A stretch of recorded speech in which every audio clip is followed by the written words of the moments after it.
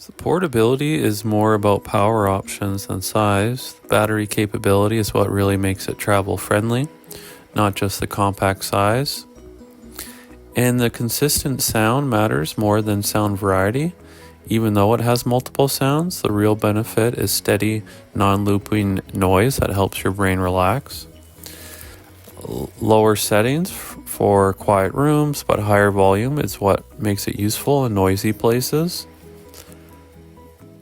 At around 200 grams, it's light enough that you won't think twice about packing it, which is key for real travel use. And using the same sound consistently can train your brain to associate it with sleep, which is something people may not think about.